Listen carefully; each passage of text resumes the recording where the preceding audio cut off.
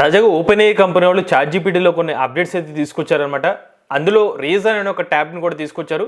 మరి ఏంటి రీజన్ అనే ట్యాబ్ పూర్తి సమాచారాన్ని ఈరోజు మన ఏఐ తెలుగు ఛానల్లో తెలుసుకుందాం. నమస్తే, నేను మీ కృష్ణ చైతన్య మండేలో.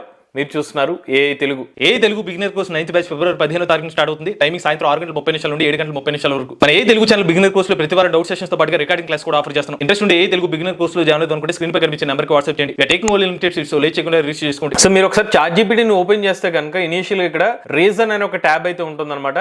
సో ఇది ఏంటంటే మనకి రెస్పాండ్ అయ్యే ముందు ఆలోచించే విధానం ఏంటో కూడా ఇక్కడ క్లియర్ గా చూపిస్తుంది అని చెప్పి అయితే వీళ్ళు మెన్షన్ చేస్తున్నారు. ఇంటర్నెట్ లో మనకి రీసెంట్ గా చూసినట్లయితే డీప్ సీక్ ఏ మోడల్ కూడా వచ్చింది. డీప్ సీక్ మోడల్ వాళ్ళు ఒక పర్టికులర్ ట్యాబ్ అయితే ఇచ్చారు. అదేంటంటే డీప్ థింగ్ R1 అని చెప్పి, ఇది రీజనింగ్ ప్రాబ్లమ్స్ సాల్వ్ చేస్తుంది అని చెప్పి ఒక ట్యాబ్ పెట్టారు.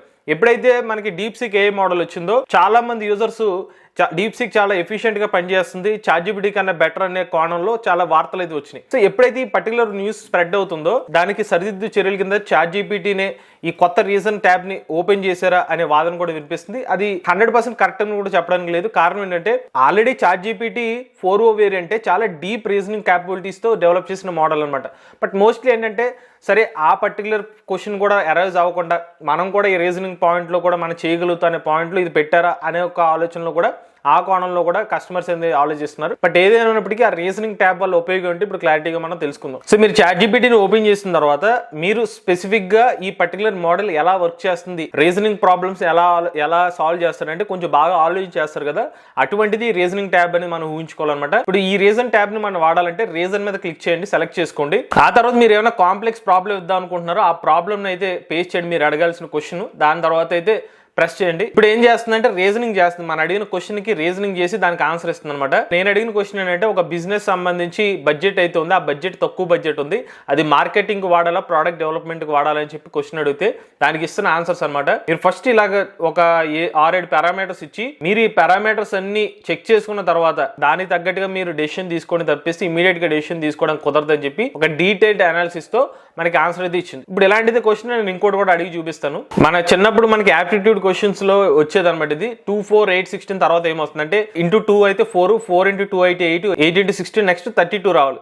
మరి ఆ రీజనింగ్ చేస్తుందో లేదో ఇప్పుడు చెక్ చేద్దాం. నేను ఎంటర్ ప్రెస్ చేశాను. సో ఇక్కడ రీజనింగ్ కరెక్ట్ గానే ఇచ్చింది. దీని రీజనింగ్ ఏంటంటే ఇది దీని తర్వాత నెంబర్ ని మల్టిప్లై చేస్తుంది కాబట్టి 8 to 16 వచ్చింది. కరెక్ట్ గానే రీజనింగ్ కూడా చేస్తుంది. చివరికి ఇంకో క్వశ్చన్ అడిగాను, నీకు గొడుగు లేదు కానీ నువ్వు బయటికి వెళ్ళాలి, ఏం చేయాలి అని చెప్పి ఒక క్వశ్చన్ అయితే అడిగాను. దానికి సమాధానం చెప్తుంది. వాటర్ ప్రూఫ్ క్లోతింగ్ లాంటిది ఏమైనా ఉంటే అది చూసుకోండి, ఆల్టర్నేటివ్ కవరేజ్ దగ్గరలో ఏమైనా షెల్టర్ లాంటిది ఉంటే అక్కడికి వెళ్ళండి, మీ రూట్ ఏదైతే ఉందో బస్ స్టాప్స్ ఇలాంటివి ఉంటే దాని మంచిగా వెళ్ళండి, అప్పుడు మీకు వర్షం పడకుండా ఉంటుంది. ఒకవేళ బాగా మీరు బయటికి వెళ్ళకూడదు అనుకుంటే మీ ట్రిప్ ని కాస్త డిలే చేసుకోండి, లేదంటే పబ్లిక్ ట్రాన్స్పోర్ట్ అయితే వాడండి. ఇలా వాడడం ద్వారా మీరు వర్షం మీ మీద పడకుండా అవాయిడ్ చేసుకోవచ్చు, లేదంటే స్లిప్పరీ రోడ్ల మీద వెళ్ళాల్సిన అవసరం ఉండదని చెప్పి ఒక సమాధానం అయితే ఇచ్చింది. ఇది ప్రతి పాయింట్ ని కూడా రీజనింగ్ చేస్తూ ఆ పాయింట్స్ అన్ని మనకి ఆన్సర్ ఇచ్చింది కదా. మనకి వర్షం బయట పడుతుంది, నా దగ్గర గొడుగు లేదు, అప్పుడు ఏం చేయాలనే క్వశ్చన్ ని నేను రీజనింగ్ అనే ఒక ట్యాబ్ ని ఆఫ్ చేసి ఇప్పుడు ఎటువంటి ఆన్సర్ ఇస్తుందో చూద్దాం. షెల్టర్ ఎత్తుక్కోండి, జాకెట్ బ్యాగ్ ఇది చెక్ చేసుకోండి, కవర్డ్ రూట్ చూసుకోండి, ఫాస్ట్ గా మూవ్ అవ్వండి, వర్షం నుంచి మీరు వెళ్ళిపోవాలి, కొంచెం వర్షం వచ్చినా దాని నుంచి వెళ్ళండి. కొంచెం డిఫరెన్స్ అయితే కనిపిస్తుంది. అంటే మక్కీ టు మక్కీ పైన ఉన్నది రీజనింగ్ ది, దీనికి డిఫరెన్స్ అయితే కనిపిస్తుంది అనమాట. ఓవరాల్ గా చూసుకున్నట్లయితే ఏంటంటే ఇది ఒక మనిషి ఆలోచించిన విధానంతో ఒక డిఫరెంట్ స్టెప్స్ తో మల్టిపుల్ స్టెప్స్ కింద ఆన్సర్ ఇక్కడ ఇచ్చినట్టుగా ఉంది. బట్ మరీ 2 డిఫరెన్స్ కింద కూడా లేదు. కానీ ఏంటంటే మరి చాట్‌జీపీటీలో ఈ పర్టికులర్ రీజనింగ్ కూడా చేయొచ్చు అనే క్యాపబిలిటీని హైలైట్ చేయాలనే ఉద్దేశంతో మేబీ ఈ పాయింట్ కూడా వీళ్ళు హైలైట్ చేయొచ్చు. ఎందుకంటే ఇది క్లారిటీగా తెలుస్తుంది మనకి. 100% మరీ టూ మచ్ ఎక్స్ప్లెనేషన్ కూడా వెళ్ళలేదు. దాని షార్ట్ ఫామ్ లో నార్మల్ గా ఈ పర్టికులర్ ట్యాబ్ ని సెలెక్ట్ చేయకపోతే వచ్చే ఆన్సర్ల కింద ఉంది కాబట్టి ఓవరాల్ గా అయితే రీజనింగ్ పరంగా ఏమేమి ఆన్సర్ ఇస్తుందో కొంచెం ఆలోచించినట్టుగా అయితే ఈ మోడల్ నుంచి అయితే హెల్ప్ చేస్తుంది. జనరలైజ్ క్వశ్చన్స్ కదా, మీకు కోడింగ్ కానివ్వండి, డిఫరెంట్ డొమైన్స్ ఏది కావాలని మీరు క్వశ్చన్ అడిగితే దానికి సమాధానం అయితే చెప్తుంది. ఇది కాకుండా ఇప్పుడు రీసెంట్ గా వచ్చిన కొన్ని అప్డేట్స్ గురించి కూడా మీకు చెప్తాను. మీరు ఇక్కడ స్లాష్ బటన్ ప్రెస్ చేస్తే చాట్‌జీపీటీ దగ్గర డైరెక్ట్ గా పిక్చర్ అనే ఒక ఆప్షన్ చూసారా, ఈ పిక్చర్ ని సెలెక్ట్ చేసుకుంటే మీరు ఇమేజ్ ని జనరేట్ చేయాలనుకుంటే గివ్ మీ అన్ ఇమేజ్ అనే ప్రాంప్ట్ ఇవ్వాల్సిన అవసరం లేకుండా డైరెక్ట్ మీకు కావాల్సిన పిక్చర్ ప్రాంప్ట్ అయితే ఇచ్చేయచ్చు. ఎందుకంటే మీరు పిక్చర్ డైరెక్ట్ గా DALL-E 3 వర్షన్ నుంచి అయితే అవుట్పుట్ వచ్చేస్తుంది కాబట్టి అది బై డిఫాల్ట్ సెలెక్షన్ చేసేసుకుంది. సో నేను ఇచ్చిన ప్రాంప్ట్ ఏంటంటే, ఒక పర్సన్ ChatGPT లో ప్రాంప్ట్ టైప్ చేస్తున్నాడు ఆయన కంప్యూటర్ అని చెప్పి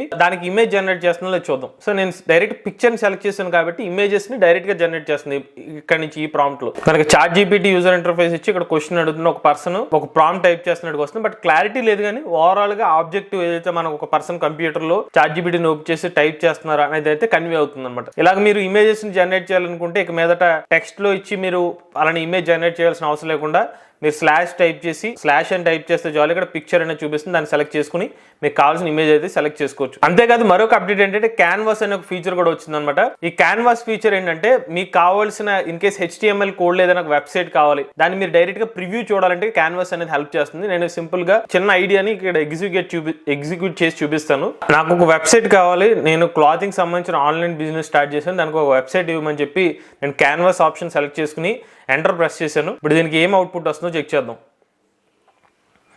సో క్లాతింగ్ వెబ్సైట్ సంబంధించిన ఒక HTML పేజ్ అయితే ఇది క్రియేట్ చేసేస్తుంది. మొత్తం అంతా కోడ్ అనమాట, వెబ్సైట్ సంబంధించిన కోడింగ్ అయితే ఇక్కడ జనరేట్ అయిపోతుంది అనమాట. ఇక్కడ ఇందులో ఉన్న మంచి విషయం ఏంటంటే మీరు వన్స్ ఇది పర్టికులర్ కోడ్ అంతా అయిపోయిన తర్వాత ప్రివ్యూ ఆప్షన్ కూడా ఇస్తుంది. మీరు డైరెక్ట్ గా ప్రివ్యూ చేసుకుని ఆ పర్టికులర్ ఇన్ఫర్మేషన్ కావాలంటే చూడొచ్చు కూడా. సో మీకు అయిపోయింది కదా, ఒక వెబ్సైట్ అయితే ఇచ్చింది, దీన్ని మీరు ప్రివ్యూ మీద ప్రెస్ చేస్తే అవుట్పుట్ ఏమొస్తుందో చూడండి. So fashion hub, homes, shop, about, contact అని చెప్పి ఒక ప్రోడక్ట్ 1, ప్రోడక్ట్ 2 అని చెప్పి క్లాతింగ్ వెబ్సైట్ కింద ఒక బేసిక్ వెబ్ పేజ్ అయితే డెవలప్ చేసింది. మీరు కావాలంటే ఈ కోడ్ ని కాపీ చేసుకుని మీరు HTML లో చిన్న చిన్న ఎడిట్స్ ఇలాంటివి ఏమైనా ఉంటే మీకు తగ్గట్టుగా పేజ్ ని డెవలప్ చేసుకోవచ్చు. ఆ ఇమేజెస్ అన్ని కూడా మీరు యాడ్ చేసుకోవాలి. మీకు కావాల్సినట్టుగా ఈ క్యాన్వాస్ అనే ఒక ఆప్షన్ అనేది మరొకటి యూస్ఫుల్ ఫీచర్ అయితే యాడ్ చేశారు. దాంతో పాటుగా మనందరికి బాగా తెలిసిన విషయమే సెర్చ్ అనే ఆప్షన్ కూడా ChatGPT వాళ్ళు తీసుకొచ్చారు.